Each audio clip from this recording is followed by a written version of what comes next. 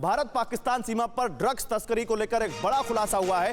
फिरोजपुर में पाक बॉर्डर से 40 करोड़ की हेरोइन बरामद हुई है।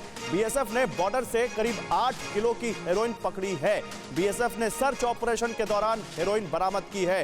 तो कैसे पाकिस्तान बॉर्डर के जरिए हेरोइन, ड्रग्स, तस्करी ये सब भेजी जा रही है, तस्करी की जा रही है, ड्रग्स भेजा जा रहा है। आपको जरा ये रूट दिखाएं और बताते हैं आपको कि कैसे हमारी सुरक्षा एजेंसियां चाहे ड्रोन हो चाहे जमीन के जरिए अक्सर ऐसी खेप पकड़ती हैं ड्रग्स की जो करोड़ों रुपए में जिनकी कीमत होती है और जो पंजाब भेजे जा रहा होता है या दूसरे प्रदेशों में भेजा जा रहा होता है बॉर्डर के जरिए यहां के यूथ को नशे के जाल में फंसाने के लिए। कैसे अफगानिस्तान से ये बॉर्डर पाकिस्तान आती है, बॉर्डर के रास्ते अफगानिस्तान पाकिस्तान का जो बॉर्डर लगा हुआ है ये ड्रग्स, और उसके बाद फिर ये पंजाब भेजा जाता है। पंजाब में कई बार ड्रोन्स आ रहे होते हैं जिसको लेकर अब लगातार ये मुद्दा उठ रहा होता है कि पंजाब में पाकिस्तान की तरफ से ड्रोन्स आते हैं, आर्म्स गिराते हैं, ड्रग्स गिराते हैं और फिर चले जाते हैं वापस।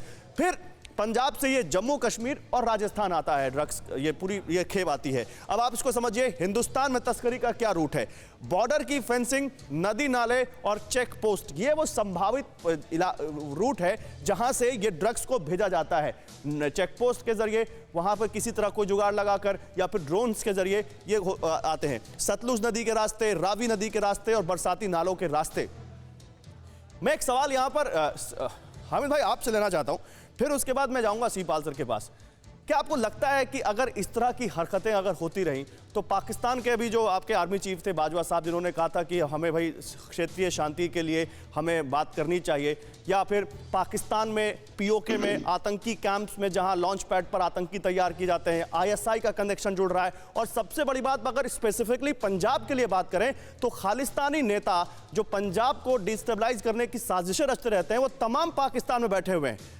तो ये पाकिस्तान, ये जो आतंकी जो पाकिस्तान का आतंकी कनेक्शन है, ये पाकिस्तान वो आप लोगों को गले के नीचे उतरता है।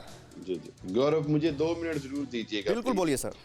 बात यह है कि बीजेपी की जो डर्टी पॉलिटिक्स है कि जब भी इलेक्शन करीब आता है और वो सारे ये जो पाकिस्तान को के ऊपर मुद्दे डालकर और पाकिस्तान के खिलाफ प्रोपेगेंडा करके जो कुछ ये करते हैं, अब पंजाब की आवाम भी समझने लग गए हैं, इंडिया के आवाम भी समझते हैं। 6000 करोड़ की ड्रग्स पकड़ी गई बॉम्बे के पास, उसमें बीजेपी के नेता, प्रधानमंत्री और मुख्यमंत्री तक शामिल निकल रहे हैं। उस पर तो आप प्रोग्राम नहीं कर सकते हैं जब आपका प्रोपेगेंडा पाकिस्तान पाकिस्तान से है ना सर, आप पाकिस्तान से है ना, आप खालिस्तान की बात कर रहे हैं, पाकिस्तान से है ना, क्योंकि मुझे ऐसा लग नहीं रहा कि आप वहां पाकिस्तान से हैं। बीजेपी क्या पाकिस्तान में बैठी हुई है क्या? बीजेपी पाकिस्तान में रूल कर रही है क्या?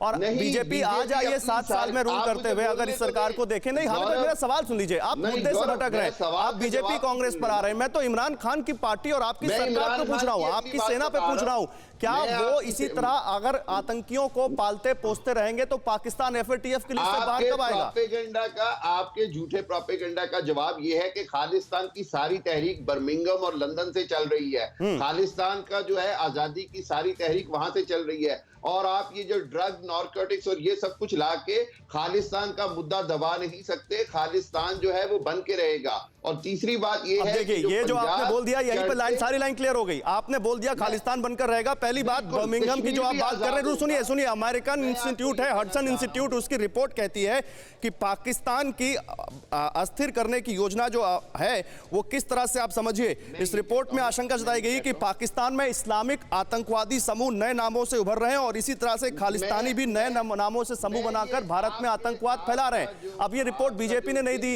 ये रिपोर्ट कांग्रेस ने नहीं दी, ये रिपोर्ट अमेरिकन इंस्टीट्यूट कह रही है। सर आपने जिस तरह फेक डिसइंफो लैब से 400 जगहों से फेक रिपोर्ट्स तैयार करते हैं, वो भी मुझे सोर्सेज पता है, मैं वो सोर्सेज भी जानता हूं। आप अपनी नेता, जो आपके जो आवाम है, जो पब्लिक है, आप उसको मिसगाइड करते हैं। आप पंजाब, जो चढ़ता पंजाब और लहंदा पंजाब है, उसके दरमियान जो हार्मनी है, सीपाल सर, मुझे लगता है कि आपका एक्सपर्टीज ज्यादा इनको अच्छे तरीके से जवाब दे सकता है। मेरे पास बेहतरीन रिसर्च है जो मैं इनके सामने रख सकता हूं, लेकिन जो ये कह रहे हैं यहां पर खालिस्तान बनकर रहेगा, क्या यही पूरे पाकिस्तान की लाइन क्लियर कर देता है?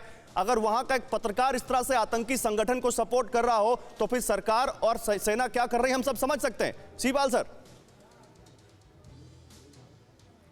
ये देखिए, ये इनका अपना कहना क्या है कि बन के रहेगा या नहीं बन के रहेगा।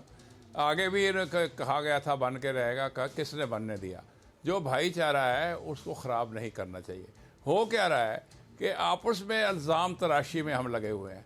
कांग्रेस जो है इल्ज़ाम तराशी लग रही है कि हाँ जी जब भी इलेक्शन होती हैं तो इस किस्म की घटना हो जाती है, और उसके साथ बीजेपी कह रही है कि नहीं नहीं ये जो गवर्नमेंट आई है इसने क्या किया है। इससे पहले वाले कह रहे थे पहले भी ड्रग का प्रॉब्लम है। मैं सिर्फ ये कहता हूँ कि इस सिलसिले में ऑब्जेक्टिव बात ये करनी चाहिए कि बहुत अच्छा बयान है डीजीपी साहब का आज का, कि उन्होंने बिल्कुल ऑब्जेक्टिव बयान दिया है कि इसमें कौन इन्वॉल्व हो सकते हैं। नार्को टेररिज्म का हिंट दिया है उन्होंने, और मैं उसको ही डायलेट करना चाहता हूँ। आपको मैं ये अर्ज करना चाहता हूँ कि जब तक पंजाब पुलिस का ताल्लुक है, लेकिन पॉलिटिकल पार्टियों ने छूटते ही एक दूसरे पर आरोप लगाना शुरू कर दिया। वो कह रहे हैं कि इलेक्शन के समय ये धमाके क्यों होते हैं। ये मैं अर्ज यही कर रहा हूँ सर, हमको ऑब्जेक्टिव देखना है ना। ऑब्जेक्टिव इनका क्या है? इनका मुद्दा होगा वोट का, लेकिन हम लोग जो बैठे हैं, आप लोग जर्नलिस्ट बैठे हैं, ऑब्जेक्टिवली देखिए। हम चाहते हैं stability in the country, stability in the border state. जिस स्टेबिलिटी को आप गलत तरीके से प्रोपेगेंडा ये करेंगे पार्टियां, तो इसको फिलअप मिलेगा, डिस्टेबलाइज होगा, जो पाकिस्तान चाहता है। तो मेरी और नार्को टेररिज्म की बात मैं ज़रूर एक मिनट लाऊंगा कि नार्को टेररिज्म बहुत डेंजरस बात है और हो भी रही है।